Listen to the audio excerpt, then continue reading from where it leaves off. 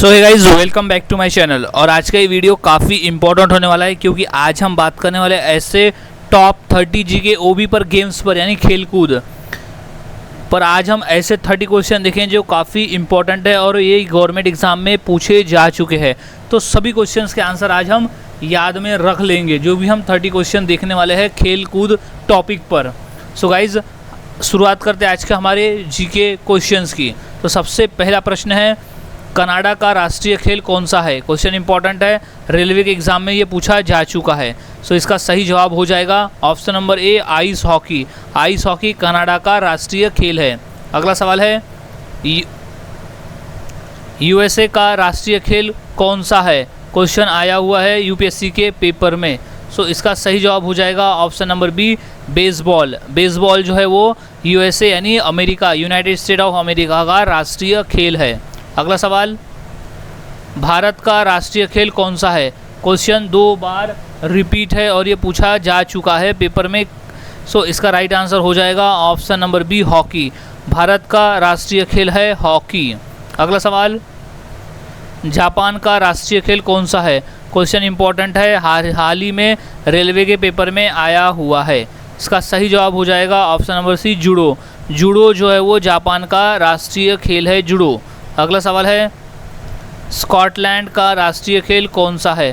Question important है, SSC के paper में ये पूछा जा चुका है। सो इसका सही जवाब हो जाएगा option number B, rugby football. Rugby football जो है वो स्कॉटलैंड का राष्ट्रीय खेल है। अगला सवाल, स्पेन का राष्ट्रीय खेल कौन सा है? क्वेश्चन आया हुआ है पेपर में 2 बार। सो इसका राइट आंसर हो जाएगा option number C, bull fighting. Bull fighting जो है वो स्पेन का राष्ट्रीय खेल है, याद में रखें, बुल फाइटिंग। अगला सवाल है, बांग्लादेश का राष्ट्रीय खेल कौन सा है? क्वेश्चन इंपॉर्टेंट है क्योंकि क्वेश्चन आ चुका है पेपर में। इसका राइट आंसर हो जाएगा option number A, kabaddi. Kabaddi जो है वो बांग्लादेश का राष्ट्रीय खेल है, कबड्डी है राष्ट्रीय खेल। अगला सवाल है, कबड्डी खेल का उद्भव किस देश में माना जाता है? यानी किस देश से कबड्डी खेलना शुरुआत हुआ है? यानी कबड्डी का जन्मदाता किस देश को कहा जाता है? इसका सही जवाब हो जाएगा option number A, Bharat. Bharat को कबड्डी का जन्मदाता कहा जाता है। अगला सवाल, शतरंज का जन्मदाता किस देश को कहा जाता है? क्वेश्चन इंपॉर्टेंट है क्योंकि ये क्वेश्चन रेलवे में पूछा जा चुका है। तो इसका सही जवाब हो जाएगा option number B, Bharat. Bharat. शतरंज खेल की शुरुआत जो हुई थी वो हमारे भारत देश से हुई थी, तो उसे भारत देश को शतरंज का जन्मदाता भी कहा जाता है। अगला सवाल, क्रिकेट खेल की शुरुआत किस देश से हुई है? आंसर हो जाएगा option number A, England. England cricket का जन्मदाता इंग्लैंड देश को कहा जाता है, तो राइट आंसर हो जाएगा इंग्लैंड। अगला सवाल है, खो खो में कितने खिलाड़ी होते हैं? एक टीम में खो खो में कितने खिलाड़ी होते हैं? क्वेश्चन एसएससी के पेपर में आया हुआ है। तो इसका सही जवाब हो जाएगा ऑप्शन नंबर डी, 9 खिलाड़ी। 9 खिलाड़ी होते हैं खो खो में। टोटल एक दल में 9 खिलाड़ी होते हैं, यानी एक टीम में 9 खिलाड़ी होते हैं। अगला सवाल है, वाटर पोलो में एक पक्ष में खिलाड़ियों की संख्या कितनी होती है? क्वेश्चन इंपॉर्टेंट है गाइज और ये क्वेश्चन आरआरबी के पेपर में पूछा जा चुका है। तो इसका सही जवाब हो जाएगा ऑप्शन नंबर सी, 7 खिलाड़ी। वाटर पोलो में कुल टोटल 7 खिलाड़ी होते हैं एक पक्ष में, यानी एक टीम में टोटल 7 खिलाड़ी होते हैं। अगला सवाल है, एक पोलो टीम में कितने खिलाड़ी होते हैं? क्वेश्चन इंपॉर्टेंट है क्योंकि ये क्वेश्चन पेपर में आ चुका है आरआरबी के क्वेश्चन में। सो इसका राइट आंसर हो जाएगा ऑप्शन नंबर ए, 4 खिलाड़ी। एक पोलो टीम में टोटल 4 खिलाड़ी होते हैं। सो राइट आंसर इज 4। अगला सवाल है, बेसबॉल में प्रत्येक पक्ष में खिलाड़ियों की संख्या कितनी होती है? क्वेश्चन इंपॉर्टेंट है और ये क्वेश्चन आया हुआ है रेलवे के पेपर में। सो इसका राइट आंसर हो जाएगा ऑप्शन नंबर ए, 9। एक पक्ष में 9 खिलाड़ी होते हैं। सो बेसबॉल में एक पक्ष में 9 खिलाड़ी होते हैं। अगला सवाल है, वॉलीबॉल की प्रत्येक टीम में खिलाड़ियों की संख्या कितनी होती है? क्वेश्चन आया हुआ है एसएससी के पेपर में। सो इसका राइट आंसर हो जाएगा गाइज ऑप्शन नंबर ए, 6 खिलाड़ी। 6 खिलाड़ी होते हैं। वॉलीबॉल की प्रत्येक टीम में टोटल 6 खिलाड़ी होते हैं। अगला सवाल, कबड्डी के खेल में प्रत्येक पक्ष में खिलाड़ियों की संख्या कितनी होती है? क्वेश्चन मोस्ट इम्पॉर्टेंट है और ये क्वेश्चन हाल ही में रेलवे के एग्ज़ाम में आया हुआ है? इसका सही जवाब हो जाएगा ऑप्शन नंबर डी 7 खिलाड़ी। कबड्डी के खेल में एक टीम में 7 खिलाड़ी होते हैं। अगला सवाल है, रग्बी फुटबॉल में प्रत्येक पक्ष में कितने खिलाड़ी होते हैं? क्वेश्चन मोस्ट इंपॉर्टेंट है और ये क्वेश्चन पेपर में पूछा जा चुका है। इसका सही जवाब हो जाएगा ऑप्शन नंबर बी 15 खिलाड़ी। ऑप्शन नंबर बी है 15 खिलाड़ी। रग्बी फुटबॉल में प्रत्येक पक्ष में 15 खिलाड़ी होते हैं। अगला सवाल है, किसी अंतर्राष्ट्रीय फुटबॉल मैच की सामान्य समयावधि कितनी होती है? क्वेश्चन मोस्ट इंपॉर्टेंट है और ये क्वेश्चन पेपर में आया हुआ है, रिपीट है ये प्रश्न। सो इसका राइट आंसर हो जाएगा option number C 90 minute. 90 minute का खेल होता है। एक अंतर्राष्ट्रीय फुटबॉल मैच जो है वो 90 मिनट का होता है, यानी लगभग 1.5 घंटे का होता है, जिसमें 45 मिनट के 2 हाफ होते हैं। सो याद में रख ले, 90 मिनट का होता है एक अंतर्राष्ट्रीय फुटबॉल मैच।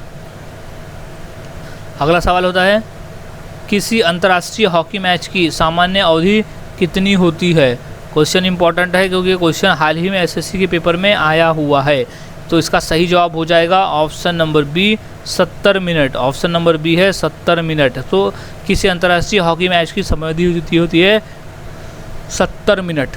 अगला सवाल है, मुक्केबाजी की स्पर्धा में कितने मिनट के 3 राउंड होते हैं?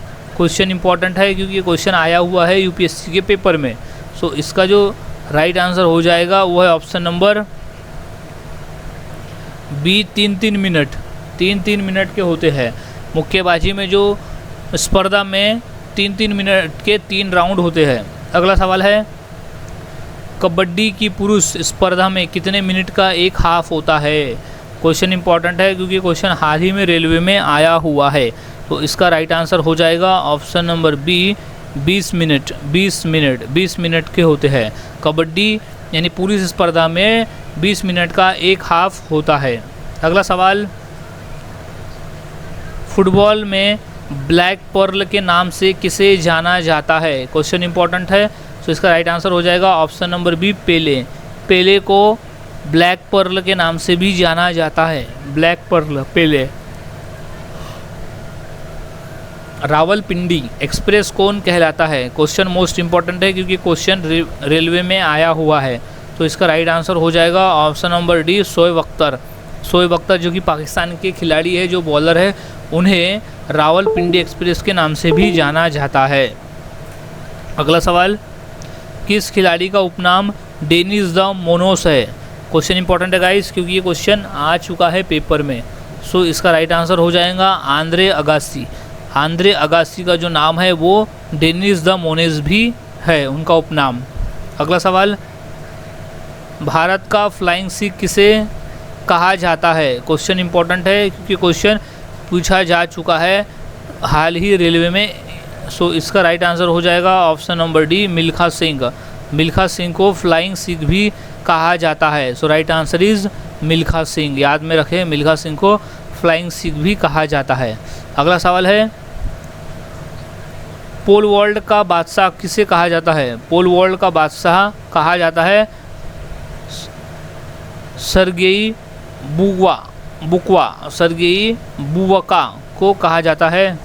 अगला सवाल, टर्मिनेटर के नाम से जाने जाते हैं। कौन टर्मिनेटर के नाम से जाने जाते हैं? आया है हाल ही में एसएससी के एग्ज़ाम में। तो इसका राइट आंसर हो जाएगा option number C Harbhajan Singh. Harbhajan Singh terminator के नाम से भी जाने जाते हैं, जो कि एक क्रिकेटर है। अगला सवाल, बॉम्बे बॉम्बर किस अंतर्राष्ट्रीय क्रिकेटर का उपनाम है? बॉम्बे बॉम्बर किस अंतर्राष्ट्रीय क्रिकेटर का नाम है? सो इसका नाम हो जाएगा option number B Sachin Tendulkar. Sachin Tendulkar को बॉम्बे बॉम्बर भी कहा जाता है, उनका उपनाम है। अगला सवाल है, डांसिंग अंपायर के नाम से कौन जाना जाता है? क्वेश्चन इंपॉर्टेंट है और ये 2 बार पूछा भी जा चुका है।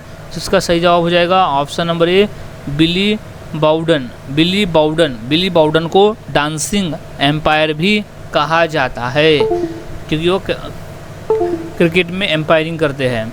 अगला सवाल हो जाएगा, क्रिकेट खिलाड़ियों के मध्य हॉलीवुड के नाम से कौन प्रसिद्ध है? सो इसका राइट आंसर हो जाएगा option C Shane Warne. Shane Warne जो है वो मध्य हॉलीवुड के नाम से भी प्रसिद्ध है। सो गाइज आज हमने ऐसे टॉप 30 क्वेश्चन देखे जो काफ़ी इंपॉर्टेंट है पेपर के पॉइंट ऑफ व्यू।